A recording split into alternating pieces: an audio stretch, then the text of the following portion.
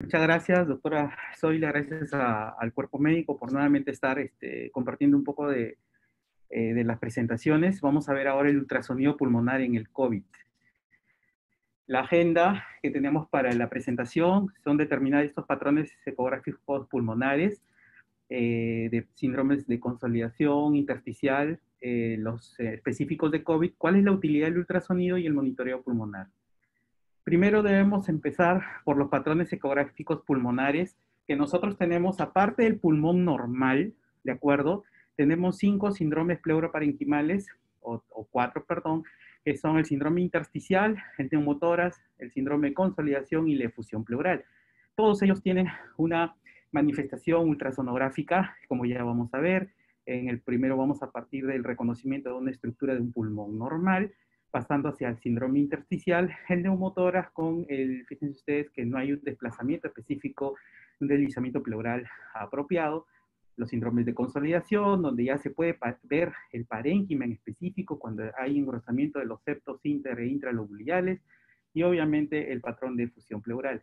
Siempre debemos tomar en consideración que el gol estándar de el tórax con el cual se toma como referente el ultrasonido es la tomografía. Bien, es cierto, en el COVID nosotros vamos a tener específicamente la presencia de síndromes intersticiales y de los de consolidación. Definitivamente debemos empezar por reconocer estructuras de pulmón normal. La botonología y los traductores con los que vamos a utilizar van a ser el convexo con un arreglo de 3.5 de megahercios. Siempre el concepto es tratar de poner un solo foco enfocado en la pleura en específicamente.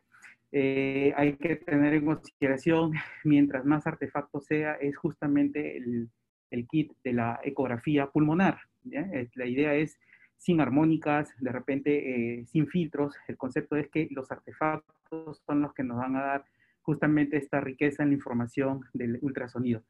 Que se puede utilizar también el transductor, el de Phase Array, que se utiliza en la parte de ecocardiografía. También el concepto es tratar de ver, como ya vamos a mencionar, el signo del murciélago.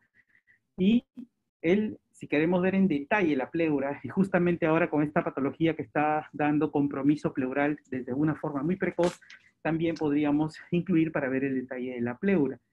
El concepto es que nosotros debemos tomar en consideración lo que dijo el maestro Daniel Lichtenstein, que debemos tener el signo del murciélago. Y el signo del murciélago obviamente va a tener en relación con la costilla y su sombra acústica, la costilla subyacente y su sombra acústica, y la pleura, que va a ser el cuerpo, la cabeza de este murciélago, ¿de acuerdo? Entonces esto es lo que nos va a servir a nosotros para poder hacer todas las determinaciones de los patrones ecográficos. El pulmón normal, tomando nuevamente la tomografía como nuestro gol estándar. Nosotros a la insonación, fíjense ustedes que vamos a tener acá el referente de la línea pleural y el tejido pulmonar subyacente normal. Es decir, acá nosotros tenemos un engrosamiento intralobular o interlobular, o sea, los septos están normales, y fíjense cuando el haz del ultrasonido viene, por esa diferencia de impedancia acústica entre el tejido que está encima de la pleura y el que está debajo, de acuerdo al pulmón subyacente, es que se van a formar reverberaciones que van a ser equidistantes y hasta el final de la ventana acústica. Por tanto, como ustedes pueden ver acá, cuando el haz del ultrasonido insona la pleura y esta rebota nuevamente al transductor, pero se van formando una serie de líneas o artefactos horizontales que son denominadas las líneas A. ¿Y dónde las vamos a ver? Tenemos que pesquisar pues una costilla superior, una costilla inferior, ¿no? El signo del murciélago, costilla sombra acústica, la pleura deslizante, costilla sombra acústica inferior, y acá nosotros vemos las líneas A, y eso es típico de un pulmón normal, o mejor dicho, que el tejido que está debajo está aireado. Un neumotórax también lo va a tener. El concepto también es aquí ver, fíjense cómo la línea pleural se mueve de una manera bastante buena, lo cual indica una mecánica ventilatoria aceptable. Y patrones ecográficos de tipo intersticial, lo que precozmente está dando el COVID. Fíjense ustedes, aquí estamos hablando de las famosas líneas B. ¿Y por qué se producen las líneas B? Porque ya tenemos un engrosamiento, tanto sean de los septos inter o intralobulares, ¿de acuerdo? Es decir, un engrosamiento de más de 100 micras, y que a la hora que se insona, fíjense ustedes como ya está engrosado el intersticio, lo que van a aparecer son artefactos predominantemente verticales. Pero es cierto, en un pulmón normal podemos encontrar hasta hasta 2 líneas B por cada zona explorada. Sin embargo, cuando hablamos de patrón intersticial, estamos hablando de más de 3 líneas D por cada zona explorada. Fíjense ustedes cómo, a diferencia de la lámina anterior, acá ya tenemos un engrosamiento del septo inter e intralobular, de manera que cuando se insona el haz del ultrasonido va a reflectar en la pleura, pero como el septo está engrosado, de esta manera es que vamos a ver que ya vamos a tener imagen. ¿Y cómo se va a manifestar la imagen? Aquí es específicamente con, fíjense cómo ustedes están insonando, ya encuentra el septo más de 100 micrómetros, ¿de acuerdo?, de espesor, y cómo es que va a dibujar en nuestra imagen ya en modo B, sea con el transductor de uso, el arreglo lineal o el arreglo sectorial, ¿no? El convexo, perdón, vamos a encontrar la presencia de líneas B. ¿Y qué característica tiene esta línea B para que sea determinada como un artefacto? Porque es un artefacto predominantemente vertical. Son líneas que inician en la pleura, que terminan al final de la ventana acústica, que comienzan siendo en la pleura de cabeza muy delgada y de una cola bastante ancha, que es similar a un rayo láser, ¿de acuerdo? Pero que tiene la característica que cuando atraviesa la línea A, la borra, ¿de acuerdo? Se borra la línea, como vamos a ver acá. Entonces, para definir un síndrome intersticial, ya en el consenso del ultrasonido de pulmón del 2012, indicaba que se debería tener más de 3 líneas B en cada ventana explorada, es decir, tomando en consideración el signo del murciélago. Como aquí todavía las podemos contar, inclusive. Hay algunos que los denominan patrón B7, otros patrón B3. Y esto específicamente, ¿qué es lo que nos habla cuando hacemos un correlato tomográfico? Que nosotros tenemos acá la presencia ya de edema intersticial. Ahora, si bien es cierto, los síndromes intersticiales pueden ser focalizados o pueden ser síndromes intersticiales difusos, el concepto es que la línea B nos va a representar justamente la presencia de un patrón intersticial. El focalizado lo podemos tener circunscrito a cierta área del pulmón, lo cual incluso.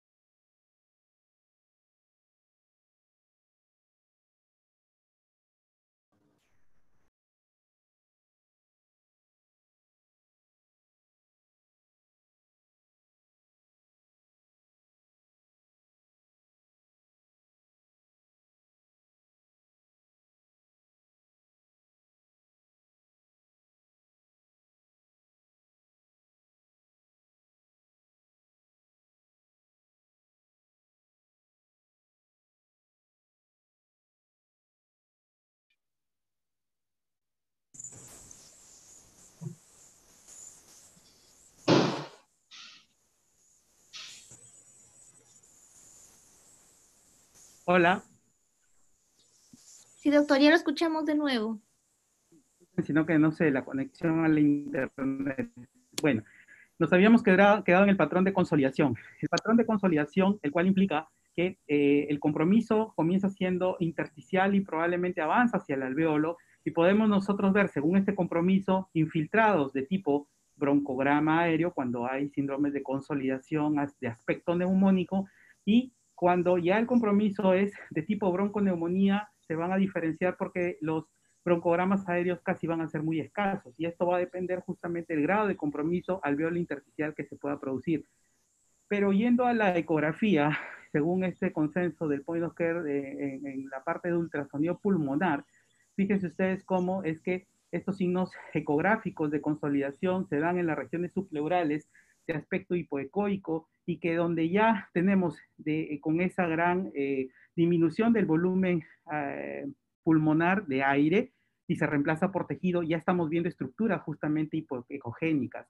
Y es más, la presencia de broncogramas, como aquellas líneas hiperecogénicas que discurren en el segmento anatómico comprometido, a lo que se denomina el broncograma aerodinámico, como ustedes pueden ver acá, que se mueve con la ventilación, o a veces broncogramas aéreos estáticos, como típico de las atelectasias. Por eso es que es importante poder determinar la presencia de estos artefactos que en cola de cometa al borde de la consolidación.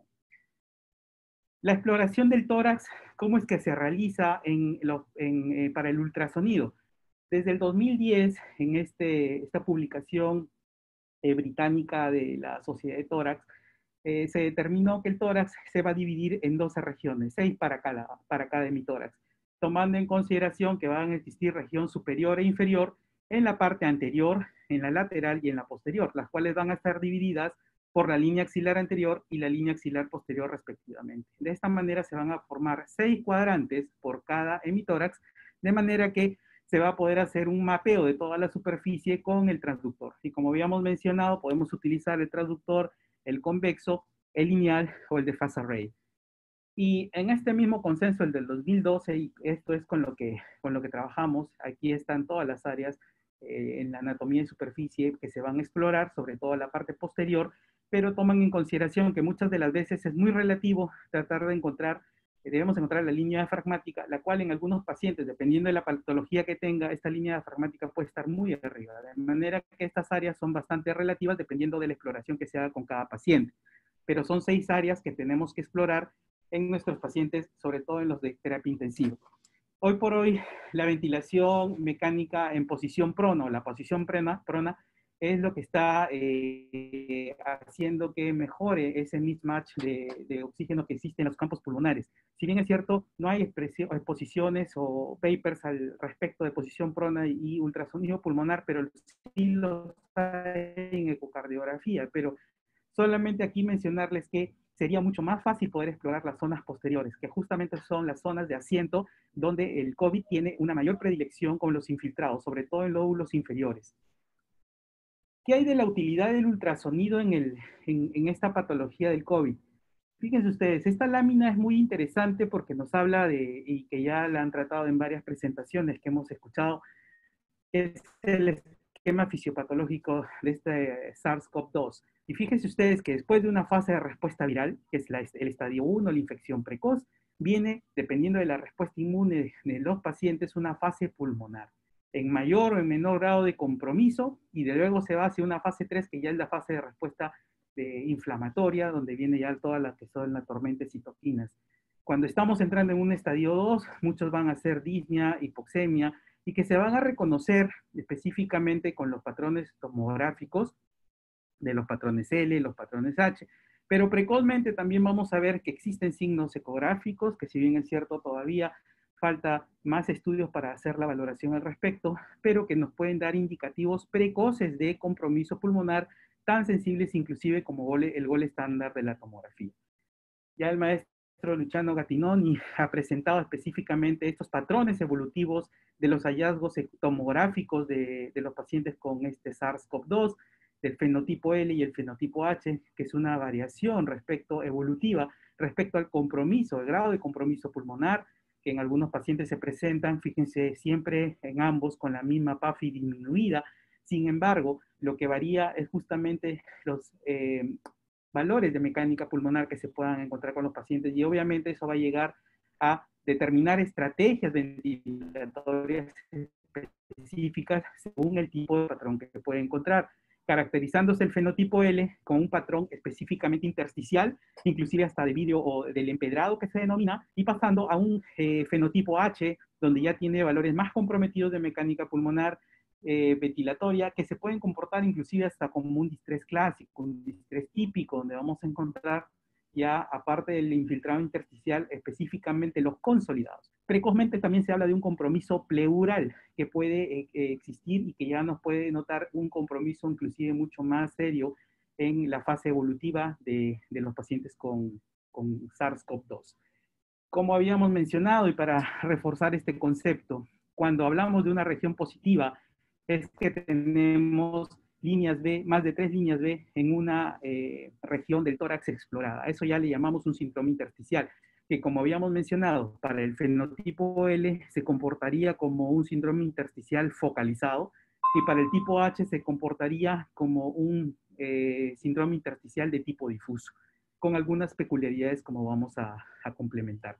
Fíjense ustedes que la tomografía de tórax es el gol estándar, que podemos encontrar hallazgos tan prontamente como en 3 a los 5 días de haberse producido la primoinfección, y que tiene una sensibilidad muy alta, una sensibilidad y una especificidad muy alta, sobre todo con los hallazgos tomográficos que se describen, y que habíamos visto que parte de un vidrio esmerilado subpleural, cuando comienza a progresar entre el quinto y el octavo día, ya tenemos el famoso patrón de empedrado, o el crazy pabbing que le denominan, ya con alteraciones en la pleura, engrosamientos pleurales, y avanzando en sus fases más evolutivas ya hacia los consolidados específicos que vamos a determinar.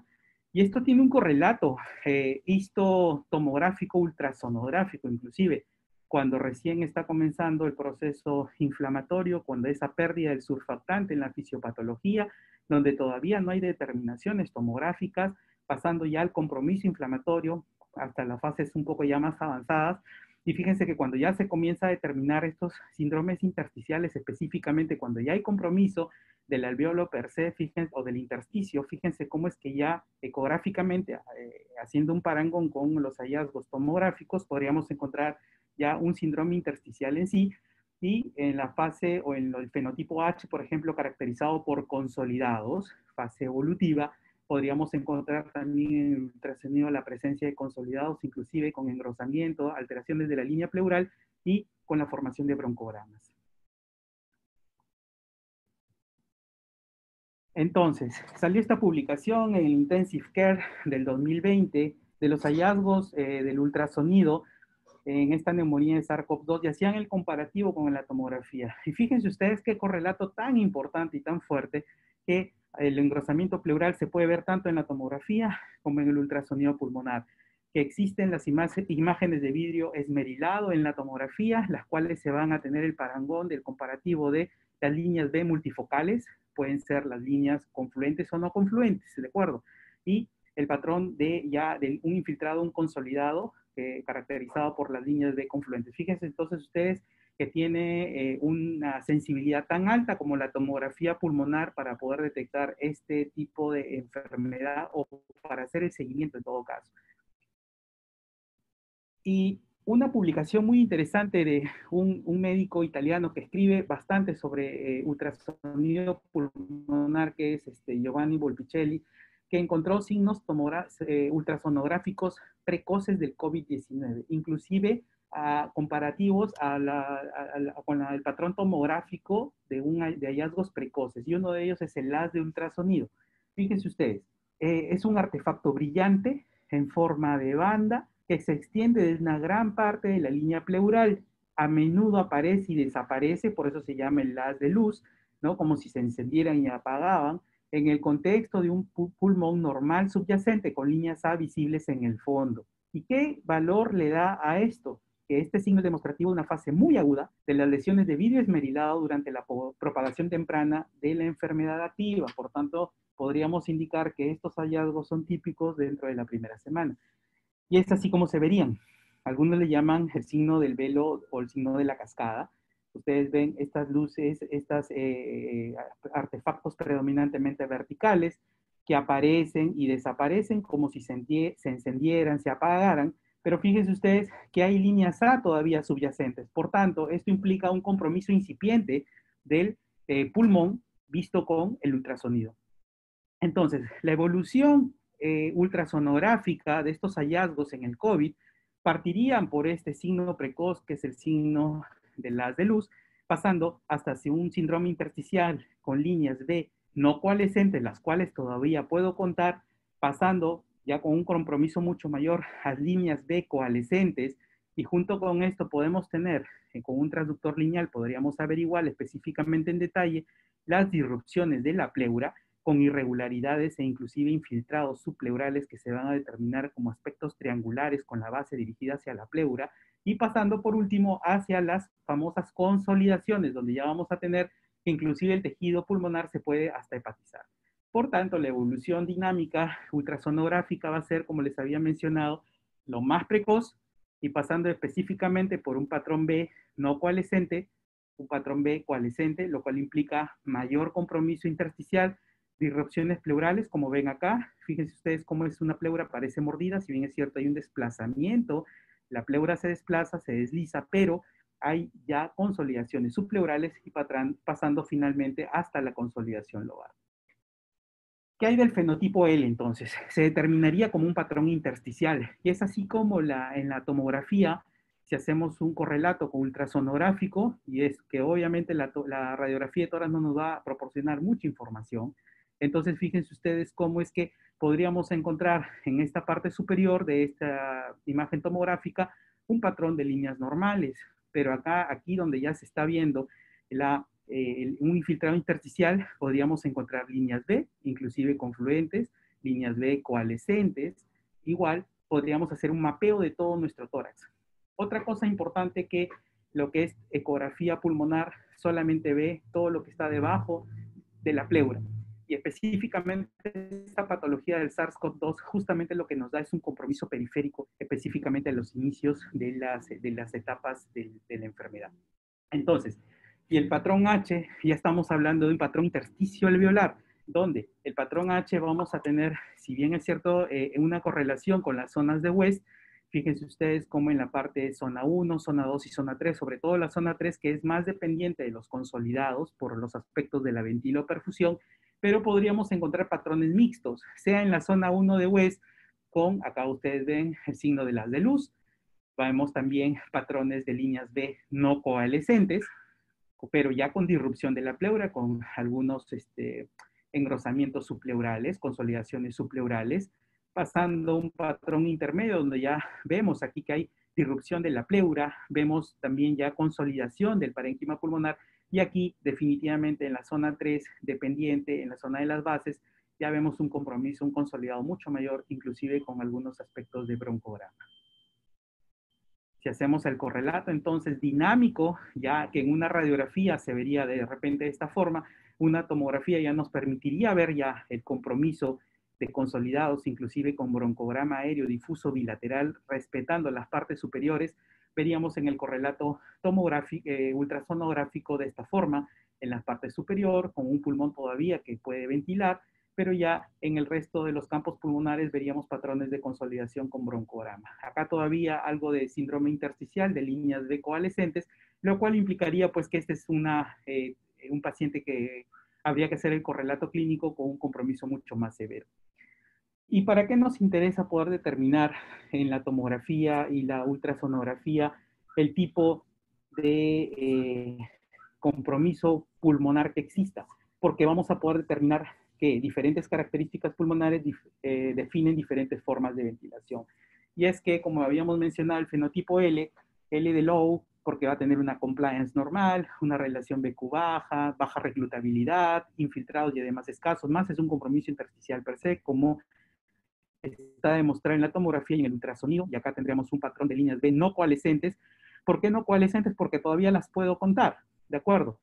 Y variando hacia una gravedad de un fenotipo H, en la cual van a tener, que se comportan como un distrés clásico, una compliance baja, alto shunt, que van a tener alta reclutabilidad, y el concepto del baby lung, porque existe una poca masa de pulmón ventilado, ya con las características específicas en el ultrasonido de consolidados.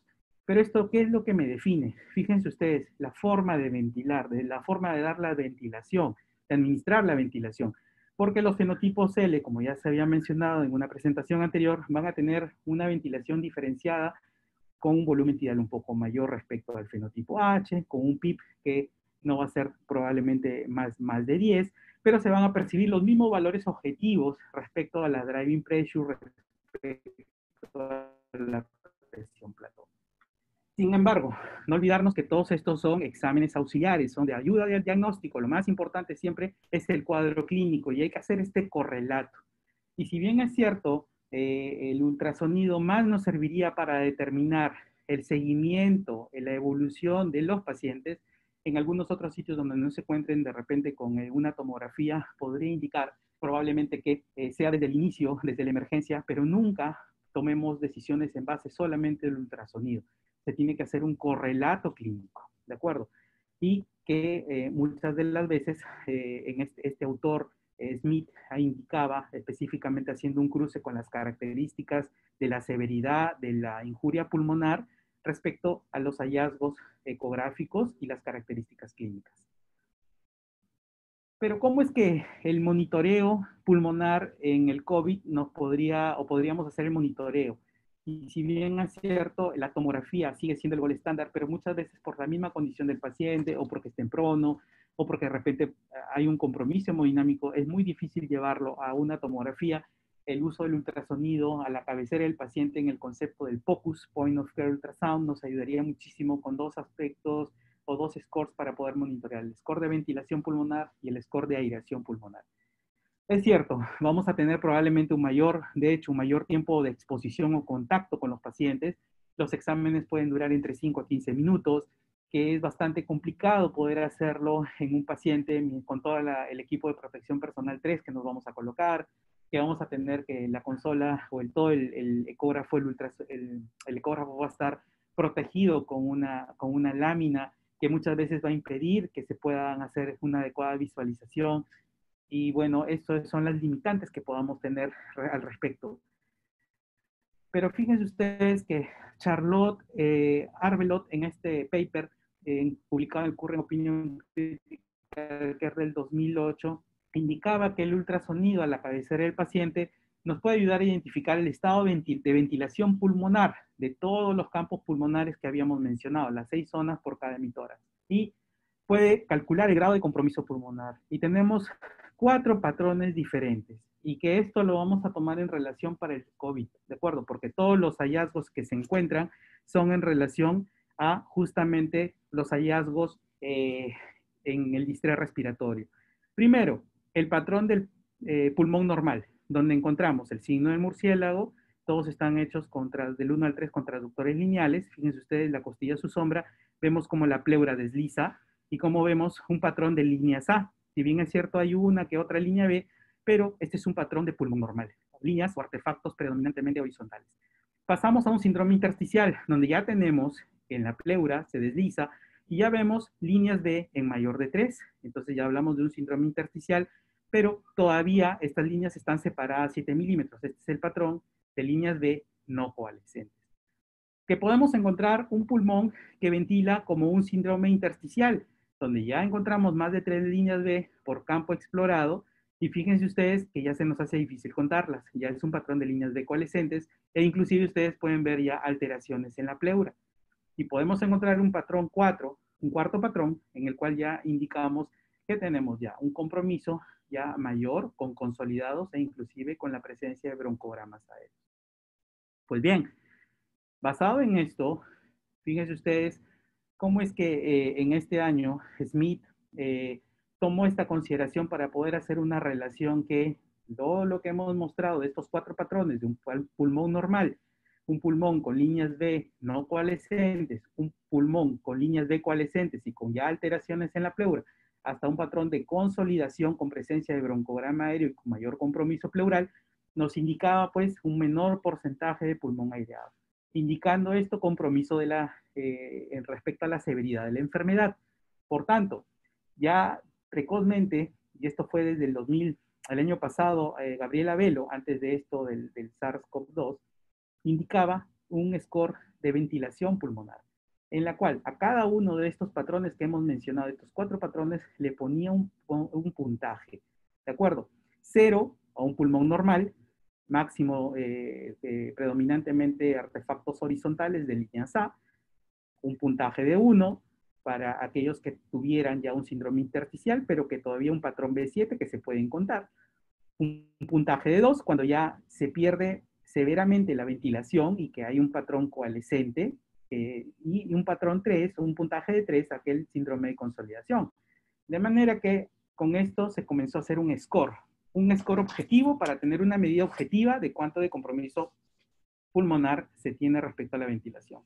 Y es así como la aplicabilidad, y vamos a tener acá siempre en nuestro comparativo de la tomografía, fíjense, acá vamos a tener con nuestro pulmón es un patrón H donde ya tiene infiltrados consolidativos, ¿de acuerdo? Y alguno compromiso intersticial en el cual, fíjense ustedes, en la parte superior vamos a tener un patrón 0, como habíamos mencionado en esta nomenclatura, en este puntaje, donde tenemos un pulmón normal, un puntaje de 1, donde tenemos todavía un síndrome intersticial, líneas de no coalescentes, pasamos Si vemos en esta misma tomografía, vamos a encontrar ya mayor compromiso de la ventilación con líneas de coalescentes, ya con alteraciones inclusive de disrupción pleural, y en la zona 3 definitivamente pues ya con una consolidación. Entonces variamos desde un rango de menos ventilación como en el grado, en el patrón de consolidación que tiene un puntaje de 3. Pero esto, ¿cómo lo vamos nosotros a ejemplificar o cómo lo vamos a mapear? Ya Buchemat, que fue el primero que comenzó a hacer esta distribución de los puntajes para poder ver justamente la distribución, o cómo es que se puede monitorizar o mapear al paciente con ultrasonido pulmonar, sobre todo en los patrones de distrés respiratorio. Fíjense ustedes que ya la misma autora Velo clasificó las zonas que, como el consenso del 2012 y le asignaba puntajes. Al ser 6 zonas por cada hemitórax y al tener los puntajes que van de 0 a 3, por eso cada hemitórax tenía como máximo puntaje 18 y en total de 0 a 36. De manera que existe una tabla, inclusive gráficamente, donde uno puede colocar los puntajes que van de 0 a 3, como ya habíamos mencionado, variando el 0 nuevamente para repetir desde un pulmón normal, puntaje 1, líneas B no coalescentes, pérdida moderada de la aireación, patrón o puntaje 2, líneas B coalescentes, una pérdida severa de la aireación, hasta un patrón peor, mucho peor, que es puntaje 3, un pulmón consolidado. Por eso es que si nosotros hacemos un ejercicio y vamos a evaluar acá nuestro hemitórax derecho en un paciente, vamos a poner en una hora de la mañana y luego voy a evaluarlo por la tarde dependiendo de mi tratamiento que le vaya a colocar respecto a la ventilación mecánica, entonces fíjense cómo tendríamos. Acá nosotros tendríamos un patrón de líneas B, ¿no? Que tenemos un patrón de líneas B coalescentes porque se me hace difícil poder contarlas, alguna disrupción de la pleura, en la zona 1, antero superior, zona 2, antero inferior, ¿de acuerdo? También un patrón de líneas B coalescentes, pasando a la zona 3, que es la látero anterior, látero superior, látero inferior, donde acá todavía en la zona 3 tenemos un patrón B coalescente, pero ya en la zona, fíjense, 4, en las posteriores, sea superior o inferior, zona 5, zona 6, tenemos un patrón de consolidación. Si a esto objetivamente nosotros le ponemos un puntaje y lo sumamos, tendríamos que en una primera hora de evaluación, antes de hacer modificaciones en los parámetros de ventilación mecánica, vamos a tener un puntaje de 15 en el hemitórax derecho. Estamos evaluando solo el hemitórax derecho, para no calzar mucho con las imágenes. Y después nosotros vamos a ver evolutivamente cómo es que estamos con la ventilación con el paciente. Y pasaríamos a tener este patrón. Fíjense cómo en la zona 1 tendríamos ya líneas B no coalescentes, zonas 2, líneas B no coalescentes quiere decir que ha habido una progresión, ¿verdad? Una disminución de la cantidad o del compromiso de la ventilación pulmonar. Inclusive también en las zonas 3, zonas 4, 5 y 6 vamos a también ver que ha habido una mejoría. Por tanto, si nosotros hacemos el score y le colocamos el puntaje objetivamente, tendríamos pues la sumatoria de 10. Sin embargo, ¿esto qué es lo que nos quiere decir? Que nuestro paciente está evolucionando ventilatoriamente mejor, pero esto definitivamente no nos lleve a tomar la decisión de que hay que titular el PIP solamente por el hecho de ver las imágenes. ¿Por qué? Porque cuando uno hace ventilación mecánica, tiene que darse cuenta que es un 360, porque hay factores gasométricos, porque hay factores de mecánica ventilatoria que también hay que monitorizar. Por tanto, el ultrasonido es una herramienta más dentro de todo ese monitoreo multimodal en los pacientes que tienen esta patología. Entonces, si nosotros lo extrapolamos a nuestra hoja de evaluación, a nuestro patrón que tendríamos, o acá en el emitor derecho, colocamos los datos del paciente, 15 puntos, y después, por ejemplo, una evolución a las 5 de la tarde, lo tendríamos en 10, lo cual significa que ha habido una mejoría. El hecho que en este score de ventilación pulmonar el valor obtenido basal disminuya mayor o igual a 5.5 puntos, se correlaciona con una adecuada reaireación. Y el otro score que se utiliza a la par es el score de reaireación pulmonar. Si bien es cierto, este score se hizo para específicamente las maniobras de reclutamiento, o mejor dicho, la estrategia de reclutamiento que se pueda utilizar, que podríamos usar pues una maniobra de reclutamiento, de repente el paciente en posición prona y después en supina, ¿de acuerdo? Nos sirve justamente para eso, para monitorear el paciente cuando exista una estrategia de reclutamiento específicamente. El mismo autor, Buchemat, y la misma autora Velo, coinciden en que el puntaje va a ser de la siguiente forma. Desde un patrón de consolidado, recuerdan, si vira hacia un patrón de líneas B coalescentes, hacia un patrón de líneas B no coalescentes y hacia un pulmón normal. Pero a esto les pone letras y lo signa como C, patrón B2, B1 y normal. Si los infiltrados, luego de la maniobra de reclutamiento o de la estrategia de reclutamiento, cambian de C a B2, se le suma un punto, más 1. Si va de B2 a B1, más un punto. De B1 a normal, más un punto. ¿Qué quiere decir? Que la ventilación pulmonar está mejorando, ese pulmón se está reaireando.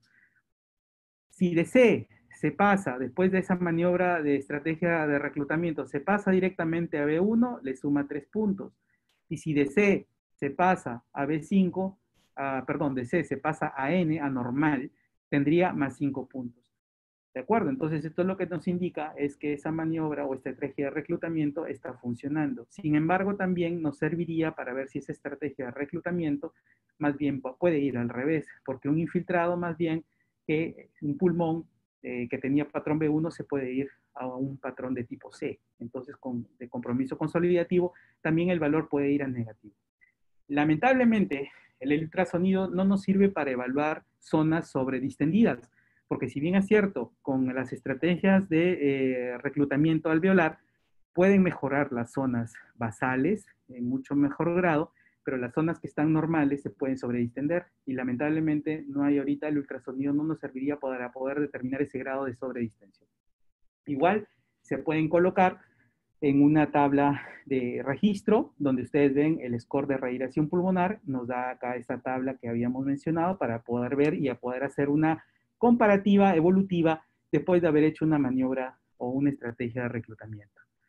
En el mismo caso que hemos visto de las imágenes, así como el score de ventilación, tenemos acá el score de reaireación y la medición se hace pre y post estrategia de reclutamiento. Entonces, nosotros tendríamos acá en nuestro emitórax derecho, solamente vamos a hacer un monitoreo del emitórax derecho como una cuestión demostrativa y didáctica, y tendríamos que en la zona 1 y zona 2, un patrón B2, es decir, de líneas no coalescentes, perdón, líneas coalescentes, y pasando a la zona 3, coalescentes, patrones de consolidación asignados con la letra C en las zonas 4, 5 y 6. Y a este paciente se le hace una estrategia de reclutamiento, vamos a suponer una maniobra de reclutamiento y luego medimos. Y fíjense ustedes los valores que se pueden obtener. Entonces, si nosotros tenemos, y habiendo medido con la imagen, colocándole lo que le corresponde según el hallazgo ultrasonográfico, indicaríamos justamente en el monitoreo como en las partes superior, ¿de acuerdo? En la parte posterior más 1, en el anterior varió hasta más 3, y le vamos colocando el valor según la tablita que tenemos y que habíamos mencionado. Por tanto, fíjense ustedes, tendríamos que en el emitor derecho, post maniobra de reclutamiento, vamos a tener un puntaje de 9.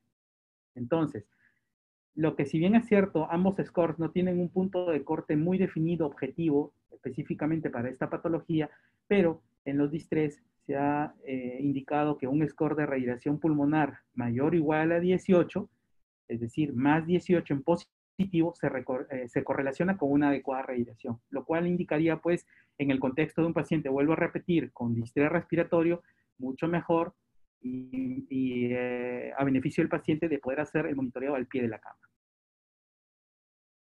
Recientemente Soldati, en una publicación que hace, está tratando de implementar un protocolo que sea reproducible, ¿no? Que sea simple, pero que en vez de las 6 zonas en cada pulmón, él verifica que sean 7 zonas. Entonces, en total tendría en la anatomía de superficie 14 zonas para hacer el monitoreo y en la cual toma igual los mismos conceptos que habíamos nosotros mencionado de los diferentes patrones que habíamos indicado desde un pulmón normal, patrón de líneas B no coalescentes, patrón de líneas B coalescentes con alteraciones ya, disrupciones pleurales, hasta un patrón de tipo consolidativo.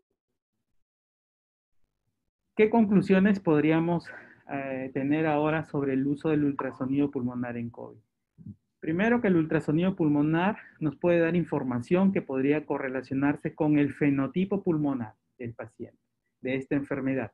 Ser precozmente, y como hemos visto, tiene un correlato tomográfico, o sea, con nuestro gol estándar, el ultrasonido definitivamente nos va a ser de mucha utilidad, sobre todo en estos pacientes que muchas veces se tienen un grado de compromiso oxigenatorio tan severo que es difícil poder llevarlos pues, a un tomógrafo o hacerles seguimientos tomográficos frecuentes. Por eso, esto nos puede ayudar ahora para la orientación a las estrategias de ventilación pulmonar que habíamos indicado. ¿Por qué? Porque aquí hay que ser muy cautos en saber determinar el tipo y según la mecánica poder encasillar al paciente en determinado fenotipo para la estrategia de ventilación. Segundo, que el ultrasonido pulmonar nos puede ayudar en el monitoreo. ¿Por qué? No solamente es obtener la imagen, sino también poder tomar decisiones respecto a cómo estamos yendo con la terapia y poder de esta manera hacer una intervención. Y esto nos va a permitir, a través del monitoreo, del score de la ventilación pulmonar, un monitoreo intermitente de la ventilación, saber cómo está ingresando al ingreso de mi guardia, saber cómo está quedando al término de la guardia de una manera dinámica, que nos va a permitir, si es que el paciente es tributario de alguna estrategia de reclutamiento, poder medir el score de radiación pulmonar. Si es que no tenemos una tomografía de impedancia, si es que no tenemos la posibilidad de llevarlo a un tomógrafo, espiral multicorte, definitivamente al pie de la cama del paciente nos serviría de muchísima utilidad. La evaluación de las imágenes obtenidas por ultrasonido, obviamente, al ser un examen auxiliar, tienen que ser contextualizadas y correlacionadas con la clínica del paciente, definitivamente, porque realmente en algunos sitios lo están utilizando solamente el ultrasonido como una herramienta de triaje. Y realmente, si uno no le pregunta al paciente el contexto clínico ni tampoco epidemiológico, pues estaríamos perdidos. Acá están faltando probablemente algunos otros aspectos más que tienen que ver con la desinfección, limpieza del ultrasonido, que también hay que tener en consideración aquellos pacientes con PIB alto que se manejan, con el hecho de la hipercapnia permisiva, y ustedes mucho mejor que nadie saben que en estos pacientes el monitoreo de la falla ventricular derecha asociada por estos dos aspectos del PIB, de la hipercapnia permisiva que podría tener el paciente y condicionar otra alteración hemodinámica que pueda tener. Finalmente, como el cuadro de la clase de anatomía de Rembrandt, pues ahora algunos somos partidarios que el ultrasonido tiene que estandarizarse de pronto para, en este concepto del point of care ultrasound, a la cabecera del paciente para poder tomar decisiones en el concepto de POCUS. Muy bien, eso es todo lo que tenía para presentar. No sé si habrá algún tipo de pregunta.